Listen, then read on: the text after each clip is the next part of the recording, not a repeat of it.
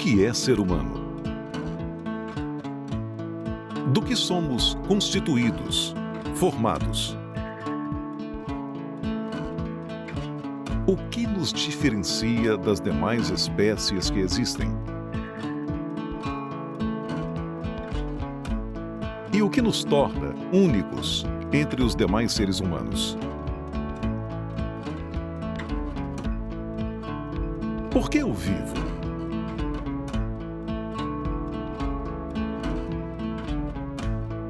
Para que pensamos?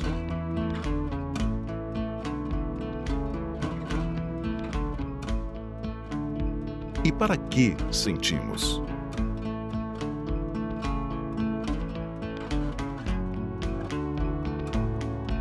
Para que existimos?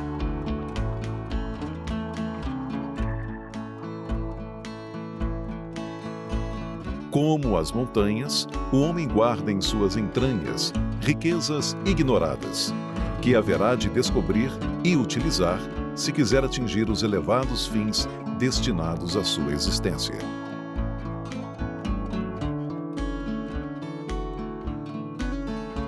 Nesta série Ser Humano, com o auxílio da ciência logosófica, trataremos sobre essas e outras perguntas sobre a nossa vida e existência. Olá, meu nome é Carla Chagas, eu sou formada em Direito e optei também por uma segunda formação, a Pedagogia.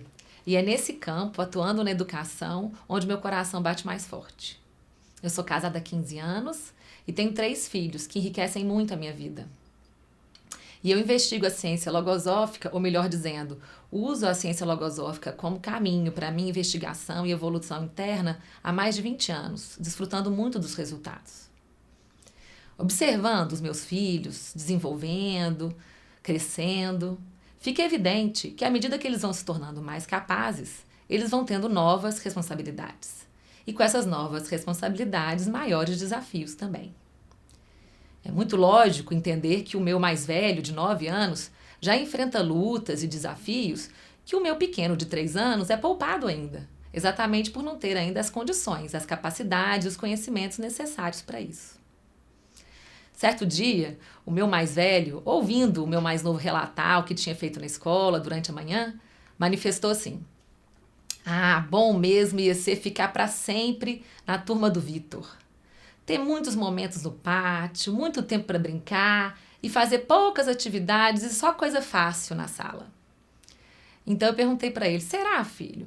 Será que ia ser bom mesmo? Será que ia ser bom mesmo para você ficar para sempre assim? Sem maiores desafios, sem avançar nos estudos, só brincando?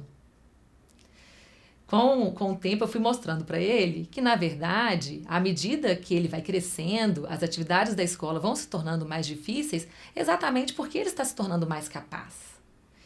E isso é importante, que isso é que é bom, porque é isso que permite a ele seguir evoluindo como estudante. Então nossa conversa acabou, ele foi brincar e eu fiquei pensando: e eu? Será que às vezes eu também quero ficar para sempre no infantil 3 da vida?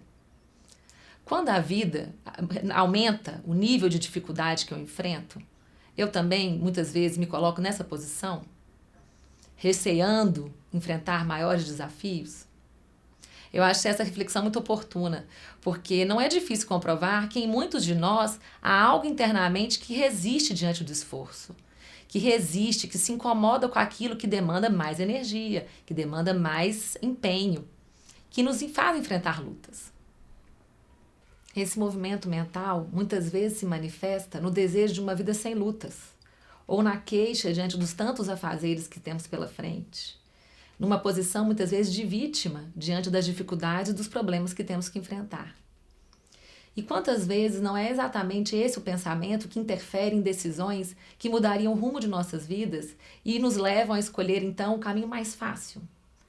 Evitar formar uma família, deixar de empreender, não aceitar um emprego que seria mais desafiador. Só cada um, no próprio interno, pode identificar esses pensamentos, essas tendências negativas que muitas vezes nos levam a limitar a própria vida. Recordo perfeitamente o que eu vivi quando eu me tornei mãe do meu primeiro filho. Para poder sair de casa, eu precisava de um planejamento de pelo menos umas 2 horas antes, para conseguir sincronizar mamada, como vestir a criança, me vestir, preparar a mochila, pegar o plano de pegar a caderneta do plano de saúde. E tudo isso ainda contando com apoio, fosse do meu marido ou então de uma avó comigo. Naquela época, era inimaginável para mim pensar na possibilidade de sair de casa fazendo tudo aquilo e ainda ter mais de uma criança comigo.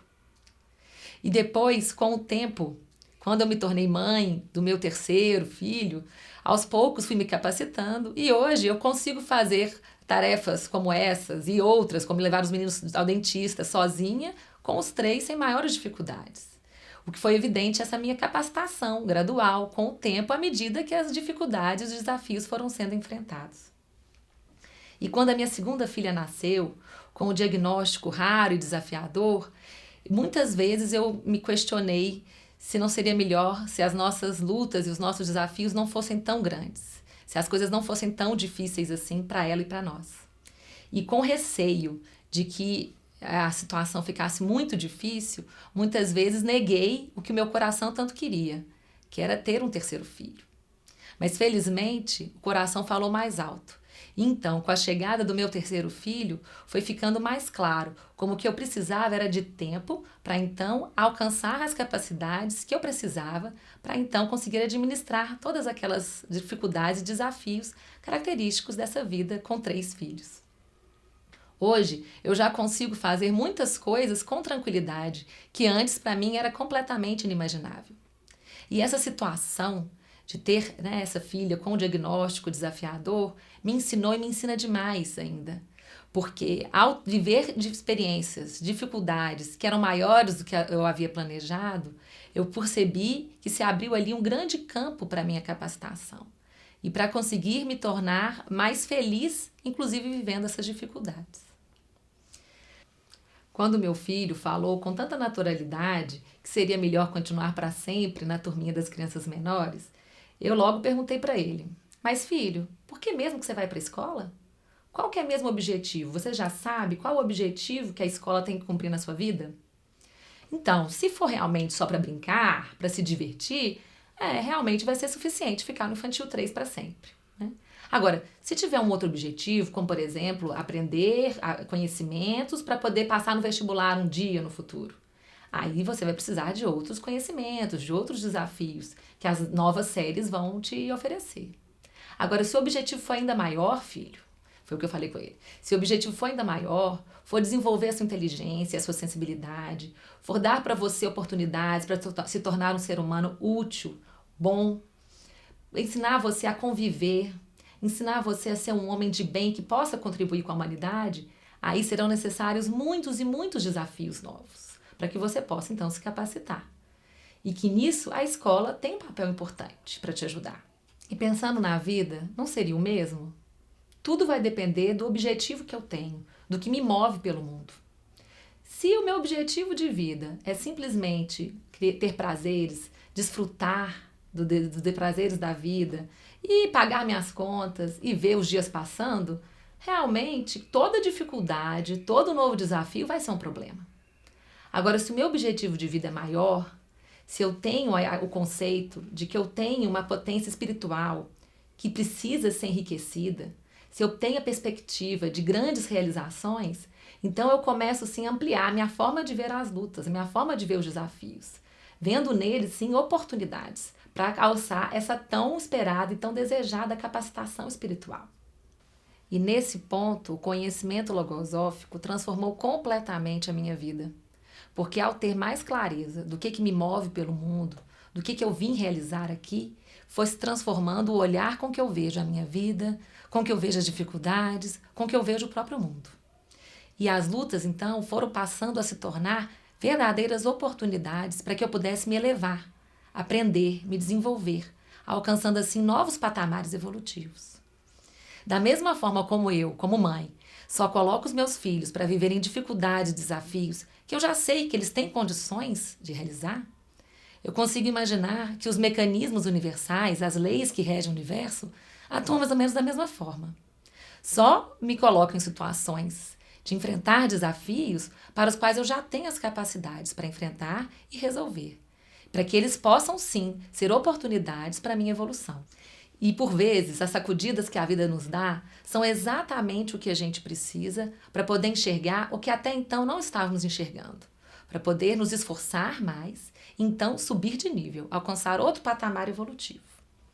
Certa vez, em meio a uns exames de rotina, eu descobri um tumor e precisei fazer uma cirurgia rápido.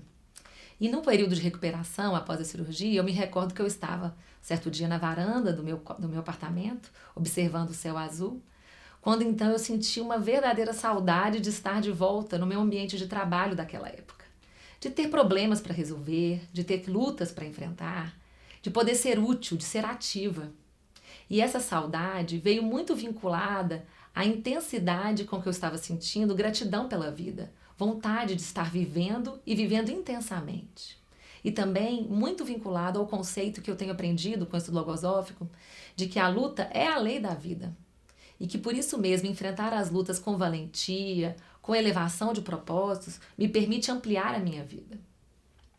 E depois desse acontecimento, muitas vezes, quando eu experimento ao longo dos dias o meu ânimo decair diante de algumas dificuldades, essa é a recordação que eu procuro usar como recurso para fortalecer o meu ânimo e me recordar do quanto eu quis estar ativa, do quanto eu quis estar viva naquele momento em que eu percebi que a minha saúde estava em risco.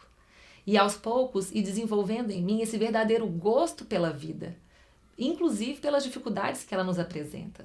Parar de buscar o gosto apenas no conforto, mas sim me sentir bem e feliz enfrentando o desconforto, que é o que me faz muitas vezes crescer. Em minha juventude, eu recolhi um conselho desse livro, O Bases para a Sua Conduta, que me acompanha em muitas situações. É o seguinte: quando as lutas que a vida lhe oferecer forem duras, suavize-as. Não aumente sua dureza, tornando-se pessimista ou deixando que sua fortaleza decaia. Faça da luta em todo momento um ensinamento. Torne doce seu sabor quando essa luta lhe for amarga. Verá como a observância desse conselho o levará ao triunfo. Quantas vezes a recordação desse conselho me ajudou a me recolocar diante das situações da vida, a me colocar com mais inteireza, a estar atenta para que eu realmente pudesse extrair daquilo que eu estava vivendo algo que me permitisse alcançar um novo patamar evolutivo como ser humano. E muitas vezes foi com esse estímulo desse conselho que eu consegui viver situações tristes, dolorosas, com inteireza e amplidão. Foi muitas vezes com esse conselho que eu consegui transformar situações que eram desastrosas em motivos de risos e de avançar um pouco mais no controle dos meus ímpetos, no temperamento. Para a gente realizar grandes coisas, não tem outro jeito. As lutas são necessárias, são fundamentais. Tudo que o ser humano alcançou até hoje na humanidade foi à base de muitos esforços, muitas lutas, muitos sacrifícios, não é mesmo? E o mesmo tem que acontecer com as nossas vidas. Se a gente quer alcançar outros patamares evolutivos, as lutas e os desafios têm que ser recebidos como grandes oportunidades. Por isso mesmo, não convém escolher as coisas fáceis. Convém provar a nossa capacidade no difícil. É assim que a gente testa se realmente estamos nos capacitando. E a cada nova capacidade alcançada, novos desafios se abrem. A vida de quem aprende a viver com alegria, a viver com inteireza as lutas, a provar a capacidade no difícil e sentir na luta uma grande oportunidade para ampliar a vida, é uma vida muito mais rica. Porque tudo vira oportunidade. Tudo é oportunidade para crescer, para evoluir, para superar, para ensinar, para ajudar os outros também. E isso é muito grandioso. É muito emocionante perceber que à medida que eu vou vivendo isso, aos poucos eu também sinto essa conexão da minha própria vida com essa inteligência universal que rege os processos da criação.